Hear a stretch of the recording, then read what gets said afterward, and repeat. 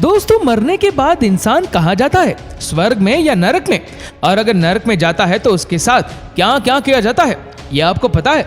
अगर नहीं पता तो चलिए आज हम आपको स्वर्ग और नरक इन दोनों की सैर करवाते हैं। दोस्तों, स्वर्ग और नरक की बात हम हर रोज करते हैं। किसी को डराने के लिए कहते हैं भैया पाप मत करो वरना नरक में भी जगह नहीं मिलेगी, और लोगों के मरने के बाद उसे स्वर्गवासी कहने लगते हैं। लेकिन क्या वाकई में स्वर्ग और नरक होता है? और अगर होता है तो भाई कैसा होता है, वहां क्या होता है? जिस तरह फिल्मों और कहानी किस्सों में स्वर्ग और नरक की छवि दिखाई जाती है, ये वैसा ही होता है या फिर सच्चाई कुछ और ही है? आज हम मृत्यु के बाद मिलने वाले स्वर्ग और नरक से जुड़ी कुछ ऐसी बातें बताएंगे जिन्हें सुनकर भैया आपके होश उड़ जाएंगे।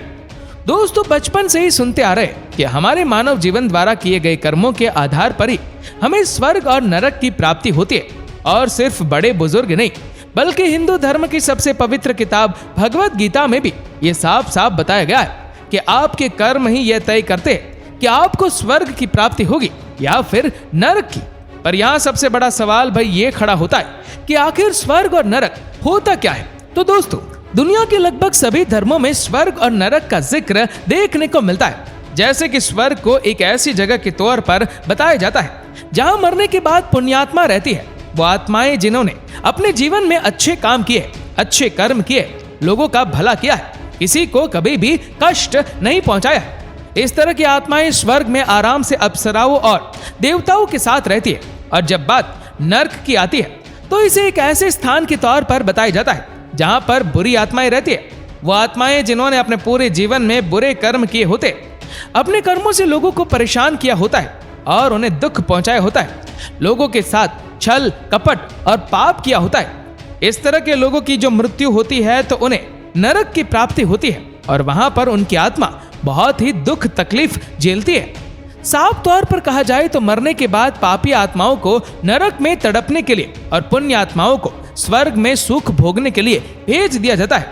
और हिंदू धर्म के पुराण और ग्रंथों के हिसाब से देखा जाए तो यमराज को मृत्यु का देवता कहा जाता है। मान्यताओं के अनुसार किसी भी व्यक्ति की मृत्यु हो जाने के बाद यमदूत उसकी आत्मा को धरती से यमलोक ले जाते हैं और वहीं पर जाकर यमराज सभा बुलाते हैं जिसमें उसके पाप पुण्य का हिसाब किताब किया जाता है कि उसने पुण्य ज्यादा किया या फिर पाप। और अगर पाप किए तो भैया किस तरह के पाप किए, और क्या ऐसे पाप किए जो माफी के लायक नहीं है, या फिर ऐसे पाप किए जो उसके पुण्य के साथ कट जाते हैं। इन सारी चीजों का हिसाब करने के बाद ही यमराज ये तय करते हैं कि आत्मा को कहाँ भेजना है, स्वर्ग का आराम भोगने के लिए या फिर नरक की यातना भोगने के लिए। और ये चीज केवल हिंदू धर्म में नहीं बल्कि दोस्तों दुनिया के हर धर्म में ये धारणा है, ईश्वर ने इसकी रचना कर रखी है। जब कभी भी व्यक्ति की मृत्यु होती है तो उसने अपने जीवन में जो जो कर्म किए होते हैं उसका फल उसे जरूर मिलता है। परंतु दोस्तों, अगर हम स्वर्ग और नरक के धार्मिक व्याख्या की बात करें तो कुरान के अनुसार इस्लाम धर्म में स्वर्ग को जन्नत कहा गया है और नरक को जहन्नुम कहकर बुलाते हैं। दोस्तों, कुरान में कहा गया है कि जब इंसानों द्वारा किए गए पुण्य उसके पापों पर भारी पड़ जाते हैं तो उसे जन्नत का सुख नसीब होता है। लेकिन अगर उसके द्वारा किए गए गुनाहों का वजन ज्यादा होता है और उसने पुण्य काम किए हो तो उसे मृत्यु के बाद जहन्नुम नसीब होता है। इस्लाम की व्याख्या में नरक को आग और दंड का मिश्रण बताया गया है। यहाँ आते ही आत्माओं को आग में झोंक दिया जाता है और बाद में उन्हें लोहे की छड़ी से मारा जाता है और इतनी यातनाएं दी जाती है जितनी आप सोच भी नहीं सकते। लेकिन दोस्तों, अगर हम बाइबल की बात करें तो ईसाई धर्म के अनुसार स्वर्ग वो जगह है जहां पर भगवान और फरिश्ते रहते हैं, जबकि नरक में शैतान रहते हैं। ईसाइयों के धार्मिक ग्रंथ बाइबल के अनुसार जिन मृत आत्मा का नाम बुक ऑफ लाइफ में नहीं पाया जाता उन्हें आग की झील यानी कि नरक में धकेल दिया जाता है, जिसे ईसाई धर्मी लोग हेल कहते हैं। हालांकि इन सब के उलट पारसी धर्म का मानना है कि मृत्यु के बाद सभी आत्माएं स्वर्ग में जाती है, लेकिन उन्हें वहां पहुंचने में कितना समय लगता है ये उनके द्वारा किए गए कर्मों पर निर्भर करता है। यानी कि अगर किसी इंसान ने अपने जीवन में ज्यादा पुण्य किए होते तो उसकी आत्मा बहुत जल्दी स्वर्ग पहुंच जाती है और वहां की सुख सुविधाओं का आनंद उठाती है। लेकिन अगर किसी ने बुरे कर्म किए होते हैं तो उसकी आत्मा को स्वर्ग पहुंचने में समय लगता है और बीच में उसे बहुत सी ऐसी कठिनाइयों का सामना करना पड़ता है जो कोई भी आत्मा नहीं करना चाहती है। पर दोस्तों, अगर हम हिंदू धर्म की बात करें तो यहाँ पर सालों से स्वर्ग और नरक के बारे में बताया जाता रहा है, जिसमें यह बताया गया है कि नरक वो जगह नहीं है जहां आपको दर्द दिया जाता है, बल्कि हिंदू मान्यताओं के अनुसार इंसान का जीवन ही उसका नर्क है। क्योंकि हिंदू धर्म में संसार एक ऐसा शब्द है जो मनुष्य के जीवन मरण के चक्र को दर्शाता है। यदि मनुष्य पुण्य कर्म करता है तो उसे स्वर्ग यानी कि मोक्ष की प्राप्ति होगी, लेकिन यदि वो पापी बन जाएगा और पाप करेगा तो उसे संसार मिलेगा, जिसमें उसे कई सारी परेशानियां झेलनी पड़ेगी और वो अपने जीवन और मरण के जंजाल से कभी बाहर नहीं निकल पाएगा। और आपने ये लाइन भी दोस्तों बहुत बार सुनी होगी कि इंसान को अपने सभी कर्मों के फल इस दुनिया में भोगने ही पड़ते, फिर चाहे वो कोई भी जीवन क्यों ना हो। आप अपने पिछले जन्मों के कर्मों का हिसाब इस जन्म में दे रहे हो।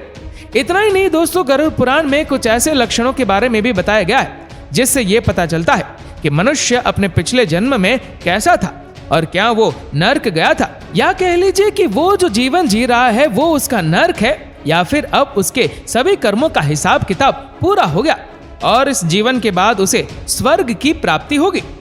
दोस्तों, पहला लक्षण ये है कि जिन लोगों ने अपने पिछले जन्म में ब्रह्म हत्या करी होती है, वो अपनी मृत्यु के बाद अपने अगले जन्म में शहरोंगी बनता है, गौ हत्या करने वाला कोबरा बनता है, कन्या की हत्या करने वाला कोड़ी बनता है, गर्भपात करने वाला या करवाने वाला रोगी बनता है। इन सभी का जन्म चांडाल के रूप में होता है और उसे अपने पूरे जीवन में अपनी शारीरिक परेशानियां झेलनी पड़ती है। वहीं दूसरा लक्षण यह है कि महिलाओं का शोषण करने वाला या किसी भी रूप में महिलाओं को यातना देने वाले को अगले जन्म में भयानक बीमारियों का सामना करना पड़ता है और वो हमेशा पीड़ा में ही रहता है। और प्राकृतिक रूप से संबंध बनाने वाले अगले जन्म में नपुंसक होते हैं और वही गुरु पत्नी के साथ संबंध बनाने वाले कुष्ठ रोगी पैदा होते हैं।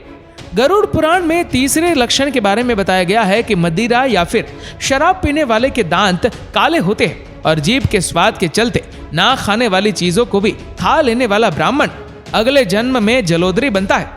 दूसरों का ध्यान किए बिना मीठा खाने वाले को गले से संबंधित रोग होते हैं और श्राद्ध के समय अशुद्ध दान देने वाले लोगों को कुष्ठ रोग भोगने पड़ते हैं। चौथा लक्षण यह है कि घमंड के चलते गुरु का अपमान या निरादर करने वाले व्यक्ति को मिर्गी के द्वारे पड़ते हैं। वेद शास्त्रों की निंदा करने वाला पांडु रोगी बनता है और झूठी गवाही देने वाला व्यक्ति जन्म से ही अंधा हो जाता है। गाय तथा ब्राह्मण को लात मारने वाला अगले चरण में लंगड़ा बनता है और झूठ बोलने वाला हकला बन जाता है। वहीं जो लोग मांस बेचते हैं वो अगले जन्म में दोस्तों दुर्भाग्यशाली होते हैं। दोस्तों, पांचवें लक्षण में बताया गया है कि धन जेवरात चुराने वाले व्यक्ति को अगले जन्म में मानसिक रोग तथा गरीबी का सामना करना पड़ता है। हालांकि बाकी वस्तुओं को चुराने के लिए अलग अलग जानवर के रूप में जन्म लेना पड़ता है। छठे लक्षण में यह बताया जाता है कि जब एक पति ने अपनी पतिव्रता पत्नी को छोड़कर किसी और के साथ संबंध बनाए हो, तो जब उसका अगला जन्म होता है उसको नए जन्म में एक बहुत ही बुरी स्त्री पत्नी के रूप में मिलती है जो उसका जीवन बर्बाद कर देती है। और वहीं आखिरी लक्षण में यह बताया गया है कि जिस व्यक्ति ने पिछले जन्म में सिर्फ अपने स्वार्थ के बारे में सोचा है और कभी भी दान पुण्य ना किया हो, पैसे होते हुए भी दूसरों की मदद ना करी हो और सिर्फ अपने बारे में ही सोचा हो, इस तरह के लोगों को अगले जन्म में एक एक दाने के लिए तरसना पड़ता है। और इस तरह के ज्यादातर लोगों की मृत्यु अगले जन्म में भूख के कारण होती है। ऐसे में दोस्तों, आप ये समझ सकते हैं कि आपके आसपास जितने भी लोग आज मजबूर हैं, उसके पीछे कहीं ना कहीं उनके पिछले जन्मों के कर्म है, जिसकी भरपाई उन्हें अपने इस जन्म में करनी पड़ रही है। और जो लोग खुशकिस्मत होते हैं, धन संपत्ति उनके कदम चूमती है और वो एक समृद्ध जीवन जीते हैं। अब कुछ वक्त के लिए अच्छा जीवन जीने के बाद, लोगों की मदद करने के बाद जब उनकी मृत्यु होगी तो उन्हें दोबारा इस दुनिया में जन्म नहीं लेना पड़ेगा। जबकि वो लोग जो बुरे कर्म करते हैं और लाख परेशानियों के बाद भी नहीं सुधरते हैं, उन्हें दोबारा से जन्म लेकर इससे भी बुरा जीवन जीना पड़ेगा ताकि उनके कर्मों की भरपाई हो सके।